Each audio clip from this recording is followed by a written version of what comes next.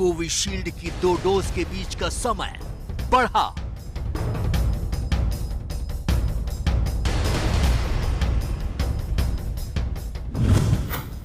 Covishield की दूसरी dose अब 3 महीने बाद।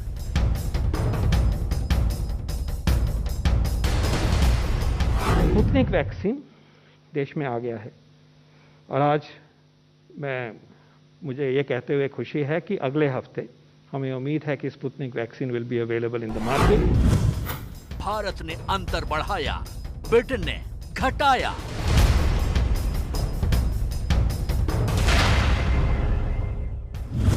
ब्रिटेन में दूसरी डोज अब 12 की बजाय 8 हफ्ते में।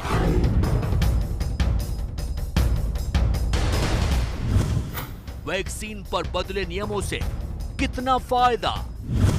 अमेरिका को मास्क से मिली आजादी।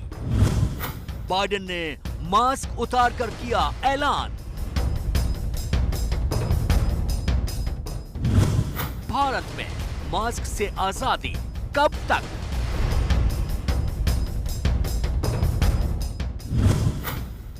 कोरोना का वार, लड़ाई कितनी धारदार? देखिए, इस बात का अब प्रमाण है कि वैक्सीन से अगर वाकई हमें युद्ध स्तर पर वैक्सीन हम देश के नागरिकों को बांटे तो कोरोना से हम लड़ाई जीत सकते हैं। लेकिन मुश्किल ये है कि वैक्सीन की भारी कमी है।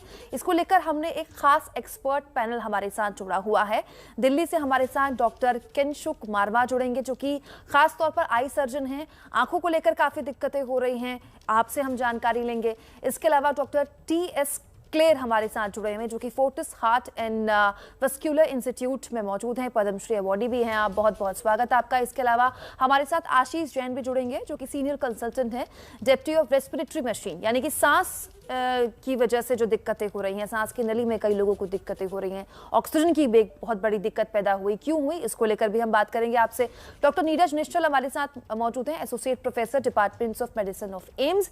इसके अलावा हमारे साथ नमिता कौल जुड़ेंगी, जो कि सीनियर कंसल्टेंट है न्यूरोलॉजी की मैक्स वैशाली से। लेकिन शुरुआत डॉक्टर नीरज निश्चल मैं आप ही से करना चाहती हूँ। एक वैज्ञानिक आधार है जिसकी वजह से ही कोविशील्ड की दूसरी डोज की मियाद बढ़ाई गई, और खुद ये बात अमेरिका के राष्ट्रपति के स्वास्थ्य सलाहकार भी मानते हैं कि एक तार्किक है।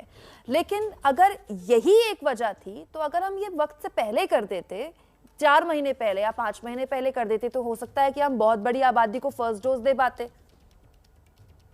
देखिए, ऐसा है कि इस वैक्सीनेशन के जो भी एविडेंसेस हैं वो धीरे धीरे सामने आ रहे हैं। जैसे जैसे डेटा कलेक्ट हुआ, जो इनिशियल जो वैक्सीनेशन ड्राइव स्टार्ट हुआ था, जब ये ट्रायल जो कोविशील्ड का यूके में चल रहा था, तो इनिशियली 1 डोज के लिए ट्रायल स्टार्ट हुआ था। लेकिन देखा गया कि भाई 1 डोज से काम नहीं चल रहा है, फिर सेकेंड डोज ऐड किया गया था और अलग अलग सेंटर्स पे अलग अलग ड्यूरेशन पे ये सेकेंड डोज लगा। तो उस डेटा का जब फर्दर एनालिसिस किया गया तो ये रियलाइज किया गया कि जो जितना डिले रहा है उतना बेहतर रिस्पॉन्स रहा है, क्योंकि जो इम्यून रिस्पॉन्स होता है वो अलग अलग फैक्टर्स पर डिपेंड करता है। जो टी सेल और बी सेल का जो इम्यून रिस्पॉन्स है, initially T cell B cell दोनों आते हैं, फिर सेकेंड फेज में यूजुअली जो मेमोरी बी सेल्स है उनका रोल बहुत इंपॉर्टेंट हो जाता है। तो एक कॉम्प्लेक्स प्रोसेस है, विद समय के साथ जो डेटा मिला उसके बेसिस पे ये सारे डिसीजन लिए जाते हैं, और ये फाइनल डिसीजन नहीं होगा। हो सकता है कि हमारे सामने जो हमारे देश में पेशेंट्स को जो वैक्सीन लगे हैं उनका डेटा सामने आने के बाद ये डिसीजंस और भी चेंज हो।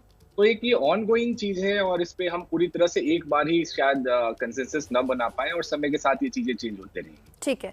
आशीष जी, आशीष जैन हमारे साथ जुड़े हुए हैं। आशीष जी, पहले हमने 60+ वालों को वैक्सीनेशन लगानी शुरू की। आशीष जी हमारे साथ जुड़े नहीं हैं अभी, हमारे साथ टी.एस. क्लेर जी जुड़े हुए हैं। क्लेर साहब, पहले हमने 60+ लोगों को वैक्सीन लगानी शुरू की, फिर हमने 45+ लोगों को शुरू की, फिर हमने 18+ भी खोल दिए, और अब हम बच्चों पर भी ट्रायल कर रहे हैं। हमने इतने बड़े स्तर पर अब लगभग हर तरह से ही मार्केट को खोल भी दिया है, वैक्सीन हमारे पास है नहीं, अफरा तफरी नहीं मचेगी क्या, या फिर ये जरूरी था? देखिए, वो तो बिल्कुल ठीक कहते हैं आप कि ये तो हफड़ा दफड़ी तो मच ही गई है ऑलरेडी। पहले ये था सीन के लोग वैक्सीन लेने के लिए तैयार नहीं थे, बहुत डर था, तो लोगों को कहते थे वैक्सीन के लिए आगे नहीं आते थे। और अब सीन ये है कि because of efforts of people like you, उन्होंने सब लोगों को बताया है कि पेंडेमिक को अगर रोकना है तो हमको वैक्सीनेशन करनी है।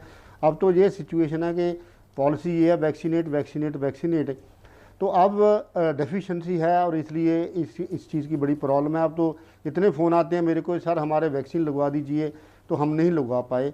लेकिन जो पॉलिसी पहले बनाई थी कि पहले तो भाई जो ज़्यादा वल्नरेबल ग्रुप है 60+ को दे दो, हेल्थ केयर वर्कर्स को दे दो, एक्चुअली तो ये सही किया था उन्होंने। हालांकि अगर थ्योरेटिकली या प्रैक्टिकली बात मानी जाए तो सारी की सारी पॉपुलेशन को एक ही बार वैक्सीन लगना चाहिए, क्योंकि जो वैक्सीनेशन नहीं लगी जिस पॉपुलेशन को, वो इन्फेक्टिविटी भी बढ़ाएंगे, तो वो रिस्क तो बना रहता है सोसाइटी में। ये जो हमारी पॉलिसी थी कि 60+ को लगवा दो, तो वो उन लोगों को पर्सनल प्रोटेक्शन तो हो गई, लेकिन वो पेंडेमिक रोकने में हेल्प नहीं कर पाएगी, बिकॉज बहुत लोग नहीं वैक्सीनेट हो गए। डॉक्टर साहब माफ कीजिएगा, मुझे आपको बीच में रोकना पड़ रहा है। केंद्रीय स्वास्थ्य मंत्री डॉक्टर हर्षवर्धन एक प्रेस कॉन्फ्रेंस कर रहे हैं, उनको सुन लेते हैं। केसेस आए हैं, लेकिन संतोष की बात यह है कि इससे ज़्यादा 3,53,299 केसेस रिकवर होकर पिछले 24 घंटे में अपने अपने घर लौट गए हैं। हमने देखा कि जो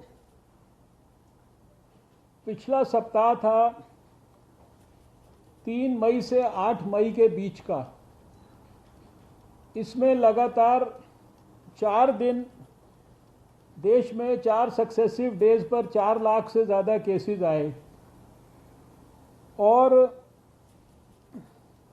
अभी जो प्रेजेंट सप्ताह है, इसमें सौभाग्य से 4 दिन हमारे जो केसेस हैं उनका नंबर तो कम हुआ ही है उसके मुकाबले, लेकिन हमारे केसेस जो रिकवर हुए उनकी संख्या, जो नए केसेस आए वो उनसे ज़्यादा थी।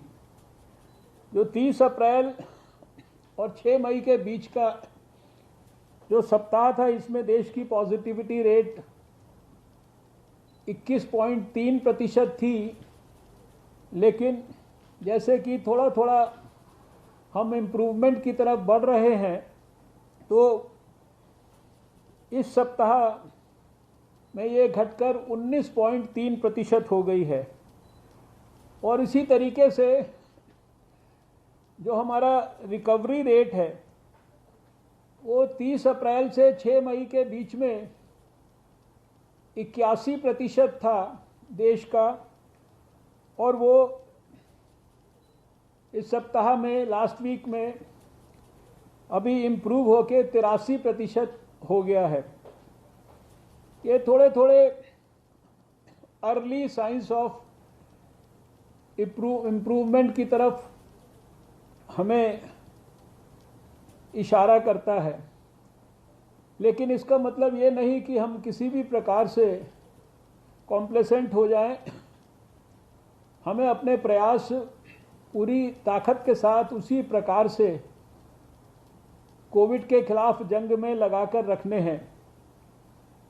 इसी संदर्भ में मुझे ये कहना है कि जो हमारे देश में हमारे स्वास्थ्य मंत्रालय की तरफ से ये भी एडवाइस दिया गया है कि जो डिस्ट्रिक्ट्स ऐसे हैं जहां की 10% से ज़्यादा पॉजिटिविटी है और 60% से ज़्यादा ऑक्सीजन सपोर्टेड और आईसीयू बेड्स की ऑक्यूपेंसी है, उन सब में जो कंटेनमेंट के जो मेजर्स हैं, जिनके बारे में डिटेल्ड गाइडलाइंस समय समय पर दी जाती रही हैं, उनको हमें बहुत सख्ती से फॉलो करना है। जहां वो इनिशिएट नहीं हुई हैं उनको इनिशिएट करना है, और लोगों का जो मिलना जुलना, लोगों का जो जमावड़ा है, इस प्रकार की जो एक्टिविटीज़ हैं, इनको जितना भी हम ज़्यादा से ज़्यादा कर्टेल कर सकते हैं वो हमको कर्टेल करना है। तो देश के स्वास्थ्य मंत्री को आप सुन रहे थे, जो ये कह रहे थे कि पिछले 4 दिन बेहतर रहे हैं, रिकवरी रेट बेहतर रहा है, खासतौर पर 3 लाख से ज्यादा लोग घर जाकर रिकवर होने की तादाद में है। 19.3% हो गया है रिकवरी रेट, जो कि अर्ली साइंस ऑफ रिकवरी, यानी कि आप कह सकते हैं कि सुधार के शुरुआती संकेत है, लेकिन अभी वक्त ये नहीं है कि हम ढिलाई बरतें, इन संकेतों को हमें आगे ले जाना होगा। डॉक्टर क्लेयर हमारे साथ लगातार बने हुए थे, माफ कीजिएगा आपको बीच में रोकना पड़ा था। डॉक्टर क्लेयर, स्वास्थ्य मंत्री कह रहे हैं कि हमें स्वास्थ्य की तरफ से संकेत भले ही अभी मिल रहे हों सुधार के, लेकिन अभी लंबी लड़ाई हमें लड़नी है। लेकिन क्लेयर साहब, बुनियादी सवाल तो ये है ना कि वैक्सीन हमारे पास है नहीं, लंबी लड़ाई हम लड़ें कैसे? अगर दिसंबर तक आवाक पूरी होती भी है तो हम दिसंबर तक का वक्त कैसे काटें? देखो, उसमें 2-3 चीज़ें करनी चाहिए हमें। एक तो जो गवर्नमेंट ने जो पहली और दूसरी डोज में जब डिफरेंस बढ़ा दिया है, ये भी ठीक किया है, क्योंकि अगर पहली डोज भी लग जाती है तो 65% प्रोटेक्शन हो जाती है। जिनको दूसरी डोज लग गई उनकी प्रोटेक्शन 95% हो जाती है। दूसरी बात ये है कि हमें बहुत बार फुटिंग पे वैक्सीन की जो बढ़ाने की गति है उसको बढ़ाना चाहिए, और गवर्नमेंट को जो और फार्मा कंपनीज हैं उनको भी लाइसेंस देना चाहिए इमीडिएटली, ताकि जितनी वैक्सीन हम जल्दी बनाएं।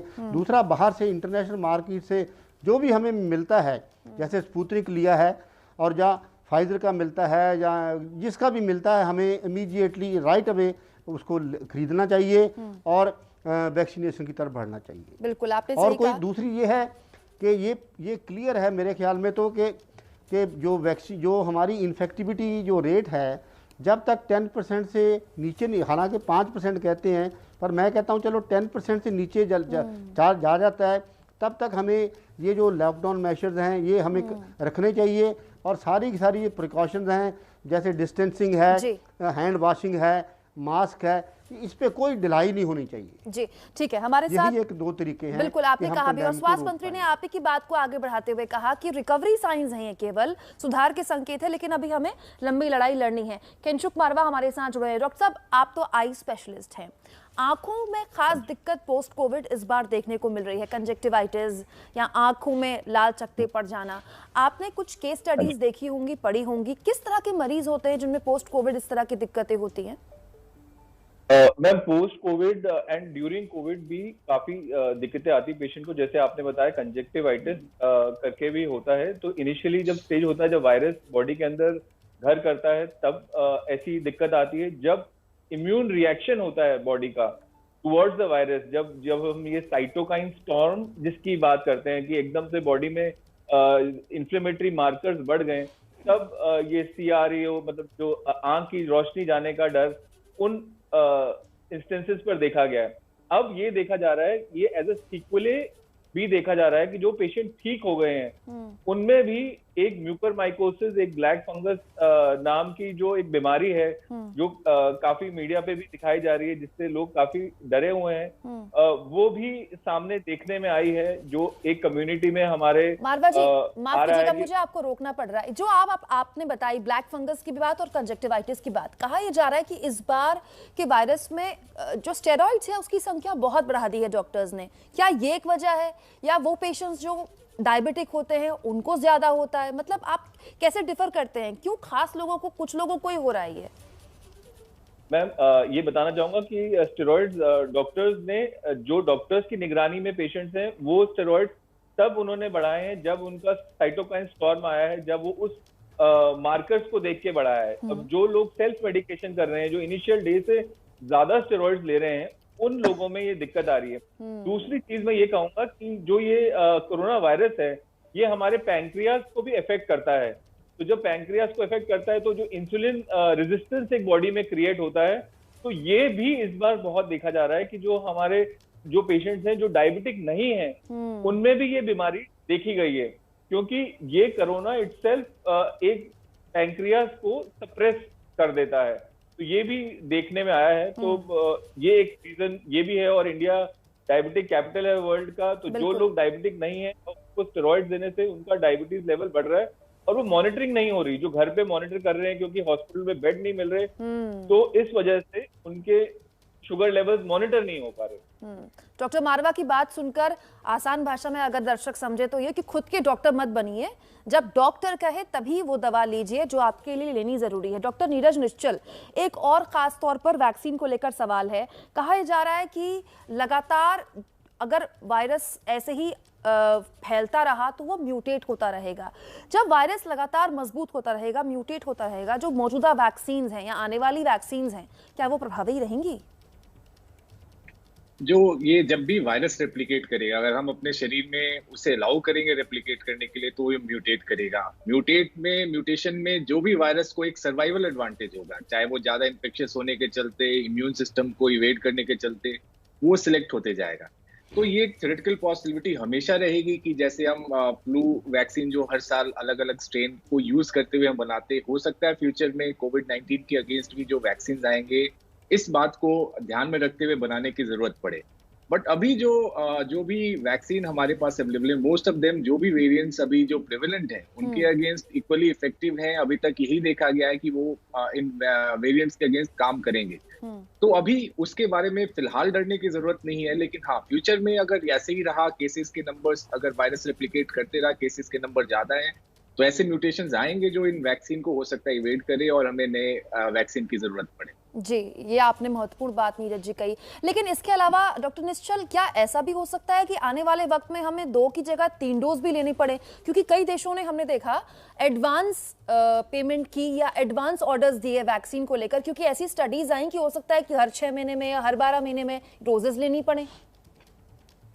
तो वही मैंने कहा कि सीजनल, जैसे फ्लू के लिए हर साल हम एक वैक्सीन लेते हैं, वैसे ही हो सकता है इस वायरस के लिए भी जरूरत पड़े। वो समय के साथ ही पता चलेगा।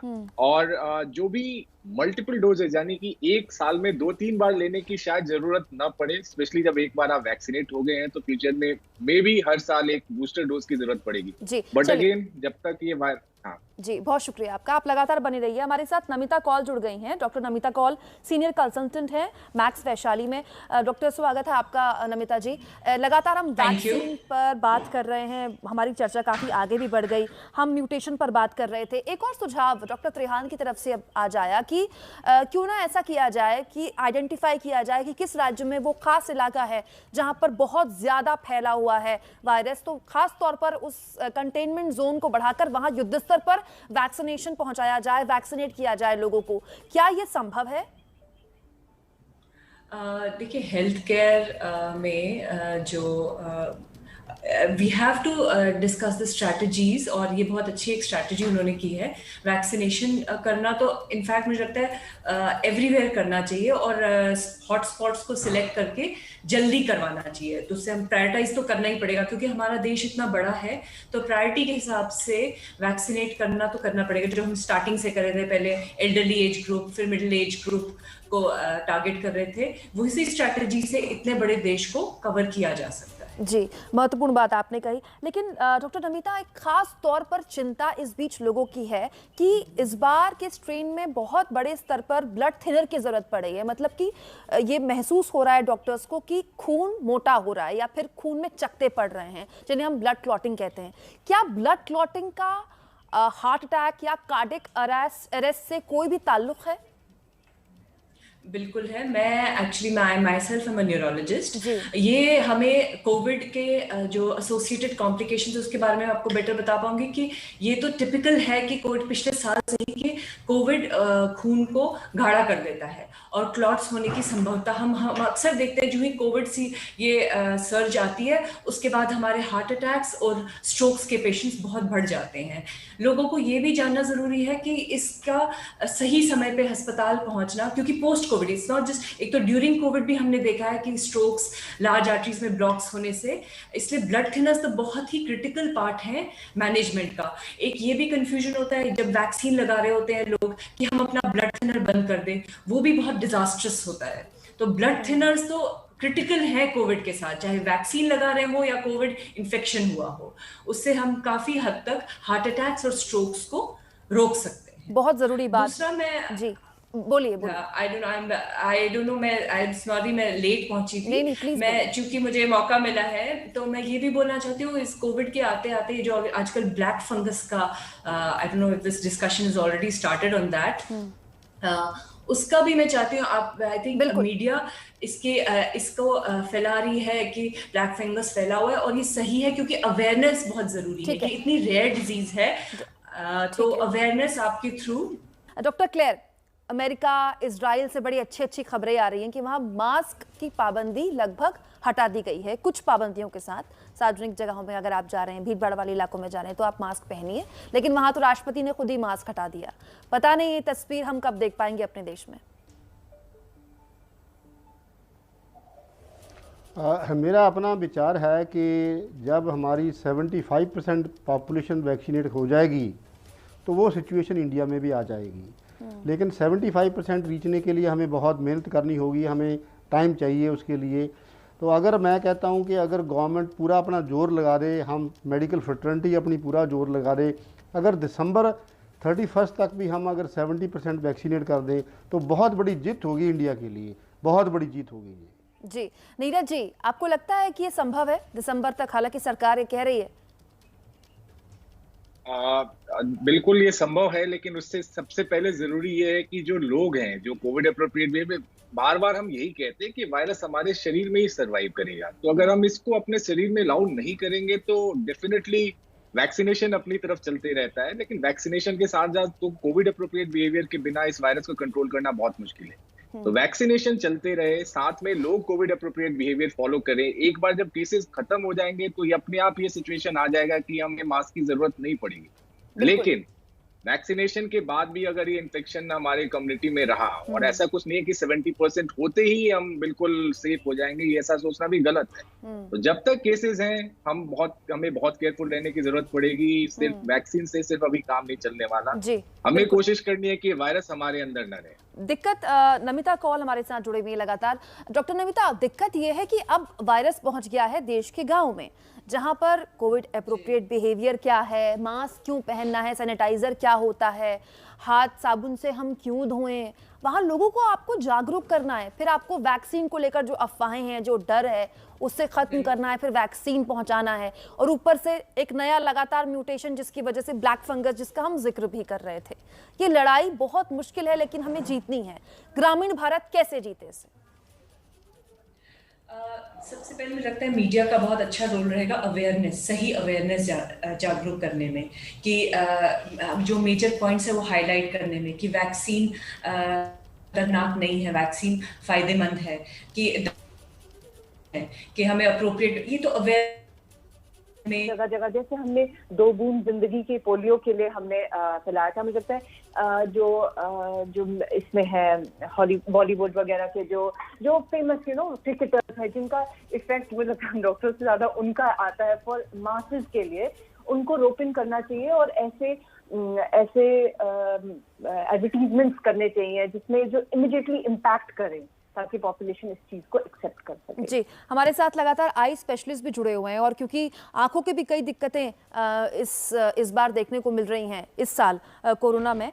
मारवा जी, हम ग्रामीण भारत का जिक्र कर रहे हैं, खुद प्रधानमंत्री कहते हैं कि गांव तक पहुंच गया है कोरोना, इसलिए हमें लड़ाई अब युद्ध स्तर पर लड़नी है।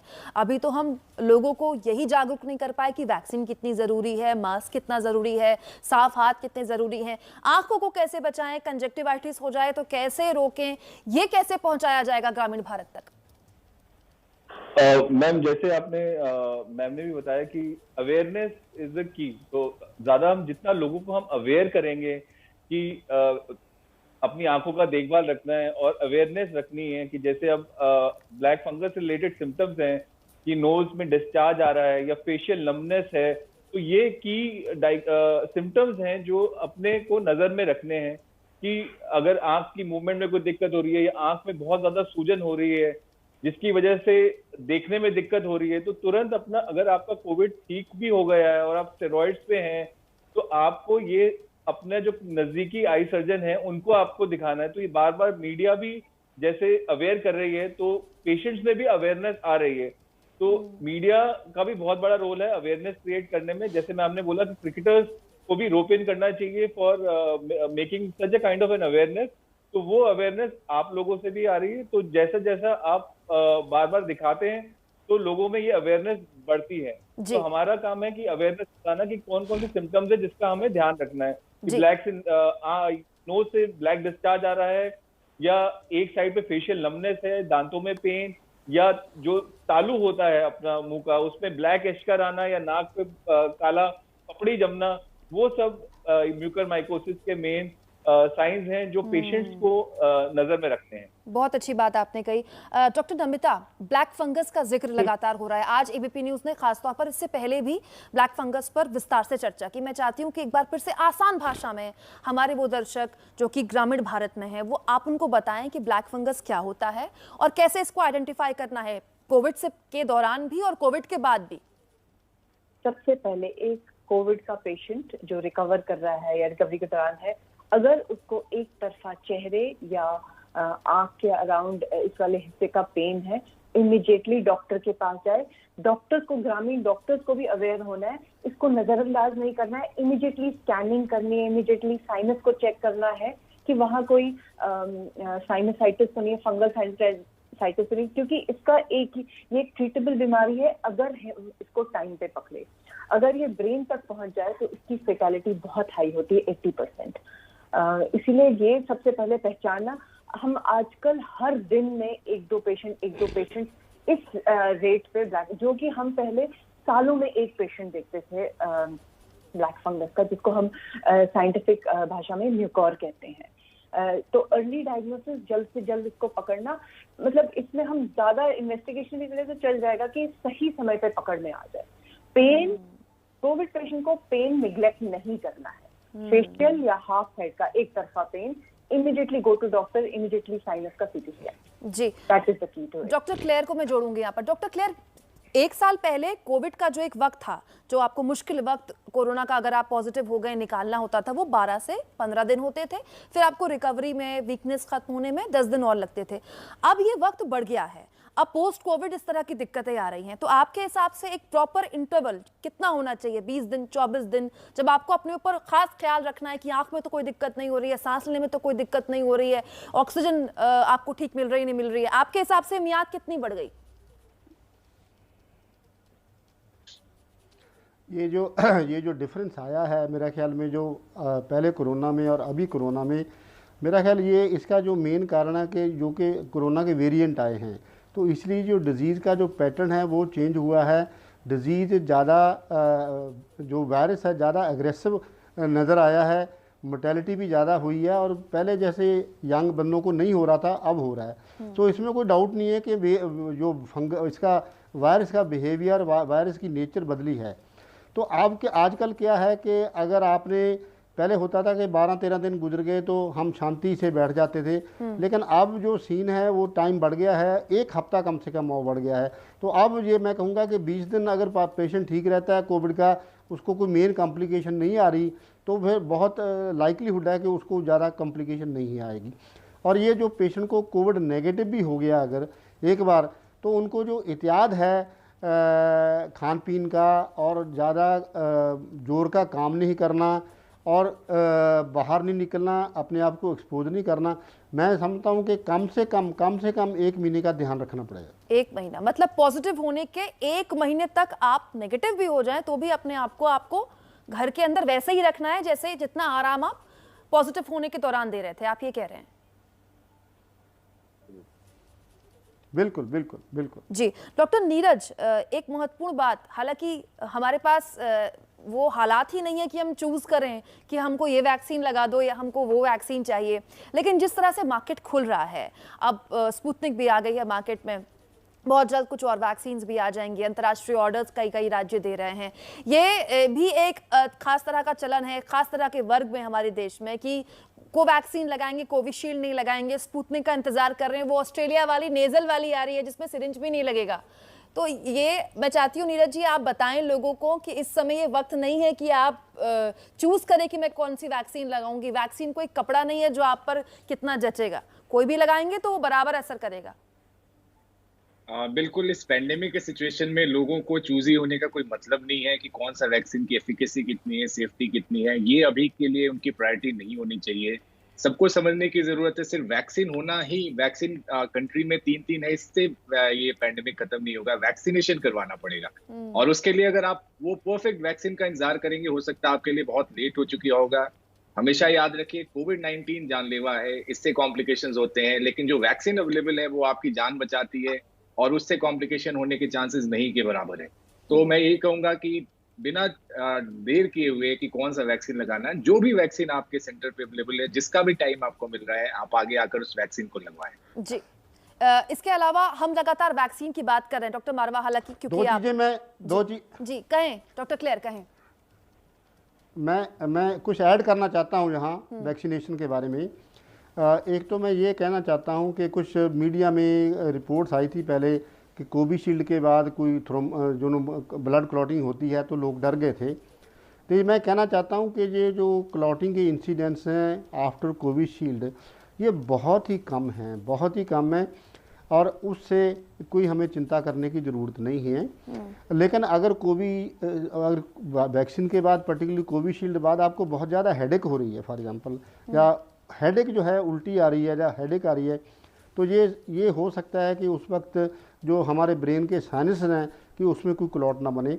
लेकिन ये भी एक ध्यान रखने वाली बात है, लेकिन इसका इंसिडेंस बहुत ही कम है, तो उसमें हमें कोई डर नहीं चाहिए। कोई भी वैक्सीन जो अवेलेबल है लगवाना चाहिए। और दूसरा, जितने भी हार्ट के पेशेंट हैं मैं उनको कहना चाहता हूँ कि कोई भी बीमारी अगर हार्ट की, अगर बाईपास हुआ है या एंजियोप्लास्टी हुई है या आपका वेल्व डला हुआ है, तो सारे के सारे को वैक्सीन लगाना है और कोई दवाई बंद करने की ज़रूरत नहीं है। जैसे जो पेशेंट ब्लड थिनर पे हैं, एस्प्रिन मिल रही है, जहाँ उनको एंटीकोआगुलेशन मिल रहा है, तो उनको बंद करने की ज़रूरत नहीं है, कोई डर नहीं है उसमें।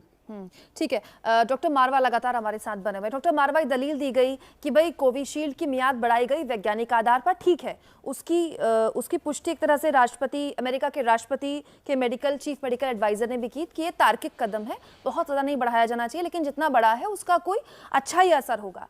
लेकिन ऐसा क्यों कि ब्रिटेन ने उसके बाद मियाद घटा दी? अंतर आपने देखा, ब्रिटेन ने 8 हफ्ते का कर दिया है। मैम, अगर आप देखेंगे कि ब्रिटेन ने ऑलरेडी अपनी जितनी मैक्सिमम जो पॉपुलेशन है उसको वैक्सीनेट कर दिया है। तो जितने भी मेरे रिलेटिव्स हैं जो लंदन में हैं, तो वहां पे ऑलरेडी जो मेन पॉपुलेशन है उनकी, जो 18 अबव वाली पॉपुलेशन है, वो मोस्ट ऑफ देम वैक्सीनेट हो गई है। जब वैक्सीनेशन के 2 डोजेज अब जहाँ जिस कंट्री के ऑलमोस्ट काफी हो गए हैं, तो वो अपनी रिक्वायरमेंट भी कम कर लेंगे, और जैसे जैसे मार्केट खुलेंगी तो हो सकता है कि वो और भी वैक्सीन निर्यात कर रहे हों, या ये पॉसिबिलिटी भी है। तो ये सिर्फ कहना कि वहां उन्होंने उसको यूज करना कम कर दिया है विल नॉट बी राइट, क्योंकि वहां पे ऑलरेडी काफी पॉपुलेशन को वैक्सीन 2 डोजेज लग चुकी हैं। बिल्कुल डॉक्टर मारवा, मैं जानबूझकर इस तरह के सवाल कर रही हूँ क्योंकि ये वो सवाल हैं जो सोशल मीडिया में तैरते हैं और फिर अफवाह का बाजार गर्म होता है और लोग भ्रमित होते हैं। डॉक्टर नमिता लगातार हमारे साथ बने हुए। डॉक्टर नमिता, ये भी एक बात चल रही है वैक्सीन को लेकर कि पहली डोज जैसे ही आप लेंगे आपकी जो बॉडी की इम्यूनिटी है वो खत्म हो जाएगी और आप मोस्ट वनरेबल हो जाएंगे कोरोना के लिए, मतलब कि आप एक्सपोज होंगे तो तुरंत कोरोना आपको अटैक करेगा और आप कोरोना पॉजिटिव हो सकते हैं। प्लीज बताएं इस पर कुछ। वैक्सीन के बाद जो कोरोना का डर है वो वैक्सीन सेंटर पे कोरोना होने का ज्यादा डर है रादर देन वैक्सीन से कोरोना होने का डर है। ओके, तो I think it is more कि वहां पे आप सेफ्टी ने कहे सेंटर पे जाके आपका हुआ हो एक्सपोजर, उससे ज्यादा चांस है। ऐसा कोई वो एविडेंस नहीं है कि उसके बाद कोरोना, एक फर्स्ट डोज के बाद कोरोना होने के चांसेस बढ़ जाते हैं। I don't think this is जी।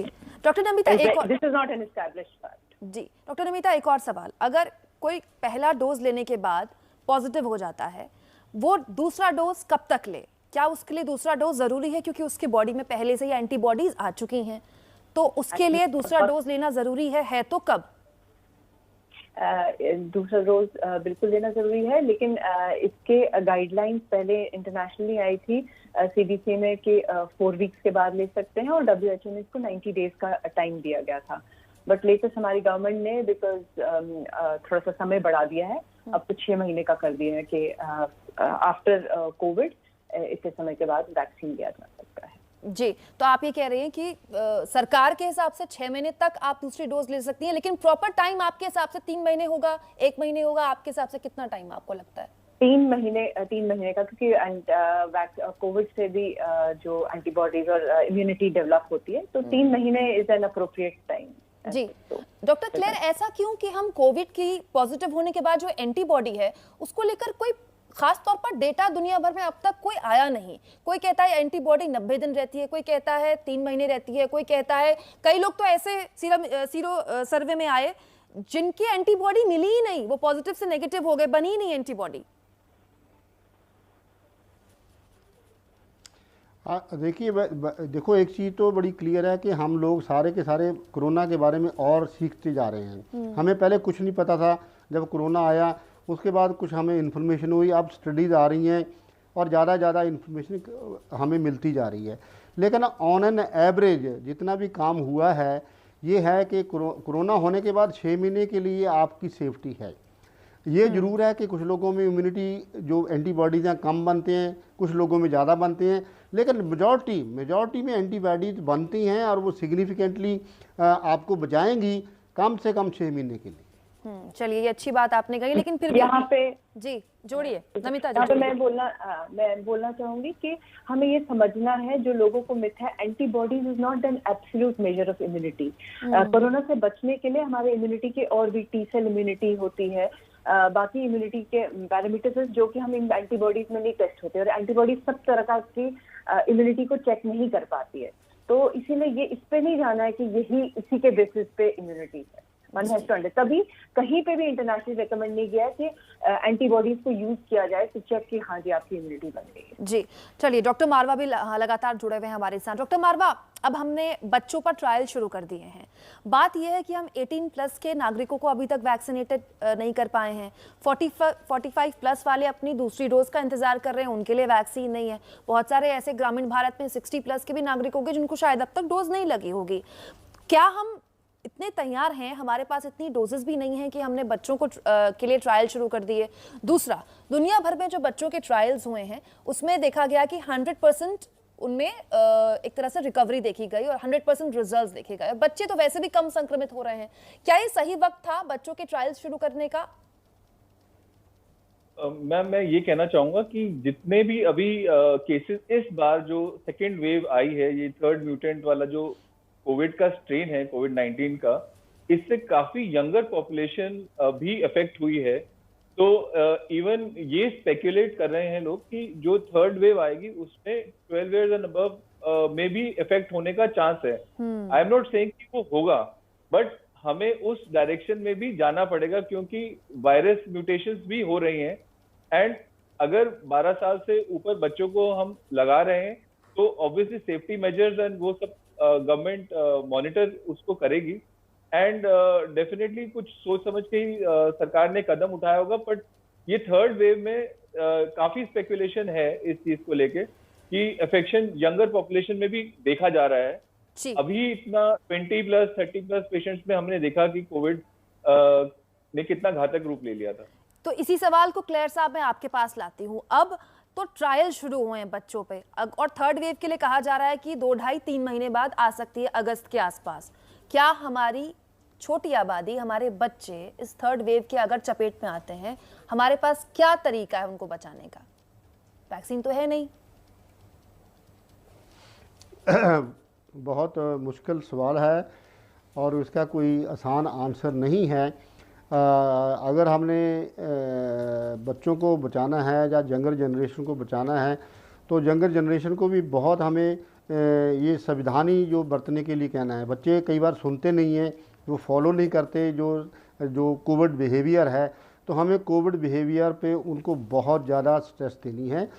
बाकी रही वैक्सीनेशन की बात, अभी शायद अभी इंडिया में पता नहीं कोई ट्रायल कर रहा है या नहीं कर रहा, लेकिन ट्रायल में तो इतना वैक्सीन 1000, 2000, 3000 लोगों को ही यूज़ होता है। लेकिन अभी कोई गवर्नमेंट की कोई रिकमेंडेशन नहीं आई कि 18 के नीचे हम यूज़ करेंगे। अभी तो 18 ईयर्स एंड प्लस की ही रिकमेंडेशन है, लेकिन हमें बच्चों को भी वैक्सीनेट करना पड़ेगा, लेकिन उसके लिए हमें टाइम है। बिल्कुल, अब बहुत वक्त लगेगा। अभी तो ट्रायल शुरू हुआ है, वो भी सूत्रों के हवाले से ही खबर है। अभी ट्रायल शुरू हुआ है, बड़े स्तर पर ट्रायल होगा। क्या बच्चों तक तीसरी वेव अगर पहुंचती है अपने प्रकोप के साथ, हम वैक्सीन पहुंचा पाएंगे? बहुत बहुत शुक्रिया आप सभी लोगों का, आप जुड़े हमारे साथ। और अच्छी बात यह है कि आप सभी अपने गुण में माहिर हैं और अपने अपने फील्ड से आपने आसान भाषा में हमारे दर्शकों को न सिर्फ वैक्सीनेशन को लेकर बल्कि कोविड से कैसे बचाव करें उसको लेकर जानकारी दी। बहुत शुक्रिया आप सभी। बड़ी खबर ओडिशा से आ रही है। यहाँ सरकार ने कोरोना की संभावित तीसरी लहर के निपटने के लिए अभी से हाई लेवल कमेटी बना दी है, जिसकी अगुवाई public health foundation of India के अध्यक्ष डॉक्टर के श्रीनाथ रेड्डी करेंगे। कमेटी के डॉक्टर देवी शेट्टी और रमाकांत पांडा भी उन्हें शामिल किया गया है। बता दें आपको, नवीन पटनायक सरकार उन कुछ चुनिंदा राज्य सरकारों में से एक है जिन्होंने कोविड की दूसरी लहर की में वक्त से पहले काम किया और अपने नागरिकों को इसके प्रकोप से बचाया। हालांकि ओडिशा में भी मामले आ रहे हैं, लेकिन यहाँ जो मोर्टेलिटी रेट है, मरने वालों की संख्या है, बाकी राज्यों की तुलना में कम है।